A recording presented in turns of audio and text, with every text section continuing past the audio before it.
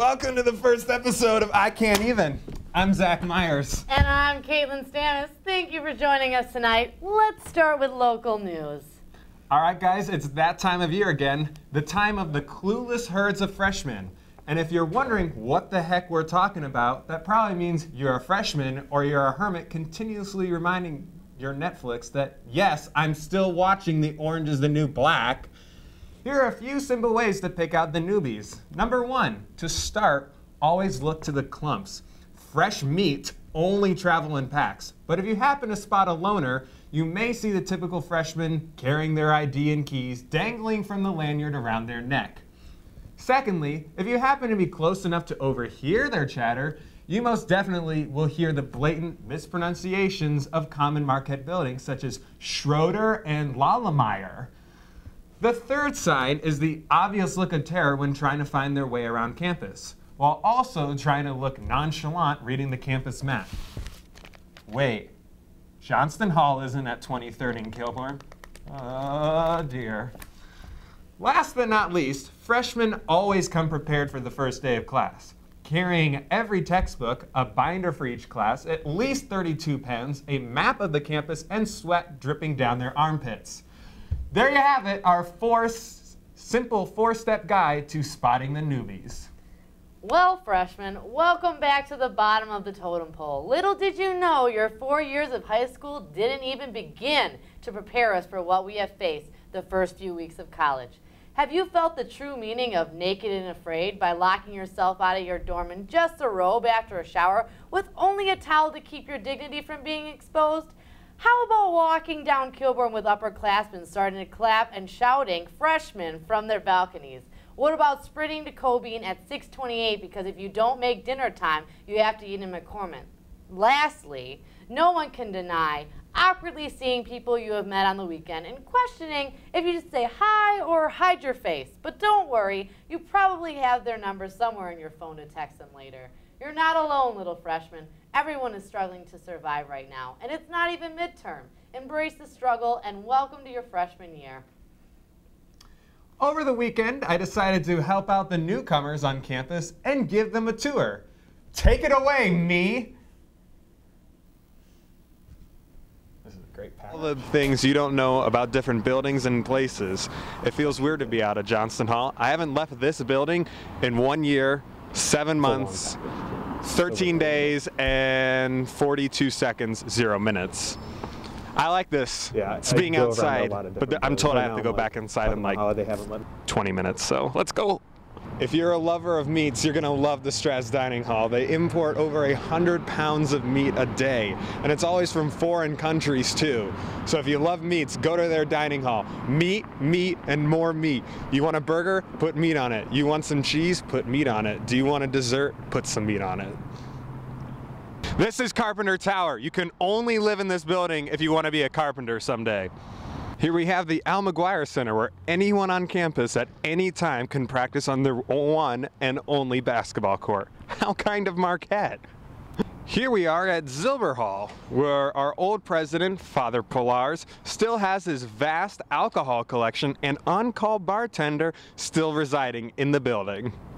Behind me is Schrader Hall, more commonly known as Schrader. Behind me is Eckstein Hall, which got $80 million to build this beautiful building behind me. Yet somehow I can't get a to-go box for free anymore from the AMU. That makes sense. We interrupt the tour for a short segment called Zach Examining Art. Here we have a red metal thingy-mabob. It's been sitting here for a while. It's shaped like a bunch of bars, and it's big. Now we've made our way over to Coughlin Hall, where students' dreams come to die. Here we are at Memorial Library. Ever wonder why it closes early on the weekends? It's because every Friday and Saturday night they throw humongous ragers in the library. As long as you know the password, you'll get in. Just go up to the door and knock and give them that password. Psst. The password is walrus testicles. This is a bench that was once sat on by Marquette TV legend anchor Zach Myers, who's now one of the anchors on I Can't Even, live at Marquette, Wednesdays at 7 o'clock. Draw me like one of your French girls, Jack. Here we are at one of the Marquette crosswalks where all the cool kids press the button to make sure it tells you what to do. Let's take a listen in. Walk sign is on. Walk sign is on. Huh? Walk sign is on. I didn't hear you. Walk sign is on. One more time. Walk sign is I think we get the picture. Here we are at Doghouse, not so much known for their food as much as they're known for their humidity in the building on Friday and Saturday nights. Well, Marquette, that will do it for us. It's been a great tour.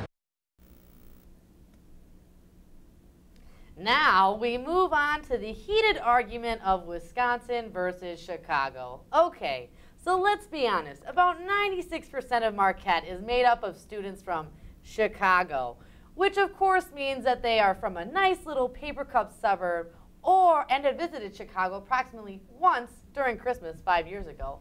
There are a lot of differences between Chicago and Wisconsin. Here are some things that Chicagoans complain about. Number one, bubbler versus water fountain. Why is it called a water bubbler? The water doesn't even bubble. Even the word bubbler doesn't make sense. It's gross. A water fountain is legit. Number two, enunciations. The buildings at Marquette are named weird. How the heck are you supposed to pronounce Cudahy and Schrader?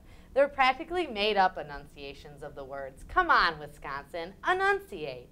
And number three, Packers versus Bears. Football season is war. Even if Wisconsinites aren't into sports, they become defensive and throw out Aaron Rodgers' name as an argument. Why haven't you emailed me back yet? Because of Aaron Rodgers, that's why. Yet, there is one agreement that the Packers and Bears have. They hate Jay Cutler. Number four, obsession with cheese. Simply why? Well, now that everyone is back at school and summer is over, we all know what was coming next. Say goodbye to the heat and hello to the snow.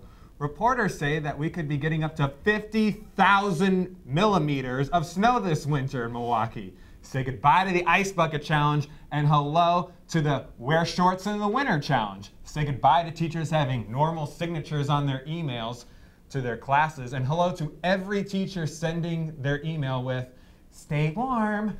Say goodbye to the gym and say hello to it's cold outside. Say goodbye to going to class and say hello to it's cold outside. And finally, say goodbye to courtyard parties and hello to the ones that when you walk in, your glasses immediately fog up. Well, I am bringing something back from last year when I worked at MU 180. I Can't Even has replaced MU 180, and I have been brought onto the show, but only after I made management promise me a promotion, and I got it. I have officially been promoted from anchor to co-anchor, and have moved from an all-powerful mega desk to this puny little desk that's so much more fashionable. Anyway, we now move on to the Marquette 3, where each week we answer a question about Marquette, and since it is our first week here at I Can't Even, we will have not just one, but two versions of the Marquette 3. What a deal! Almost a better deal than Real Chili's 3 dumps for the price of 1 meal. This week's question, what are the top 3 ways to spot a freshman on campus? And at number 3, 36 freshmen call a limo from McCormick and hop on while screaming, "Can you take me to 16th and Kilbourne?" At number 2, they think that the Annex is a really cool restaurant on campus that serves fantastic food. And the number 1 way to spot a freshman on campus is to see them wearing their lanyard with their Marquette ID card wrapped around their neck. There's 2 cards you won't lose, freshmen. As some of you may know, we have a new DPS chief taking over at Marquette. Our second Marquette 3 answers the question, what are the top 3 goals for our new DPS chief? At number 3, he wants to put mattress pads surrounding every university dorm. So if a student wants to throw their TV out of their window on the 4th floor of Schrader, DPS won't have to bother with cleaning it up. At number 2, he wants to upgrade all the guns of the officers to automatic rifles in order to give the perception of looking like they starred in the Terminator. I'll be back. And the #1 goal for the new DPS chief is to fill the vacant retail space left by Marquette with another Dunkin' Donuts. And coming up after the break, Sophia and Giuliano will be back with a look at the latest news from Hollywood. We'll be right back.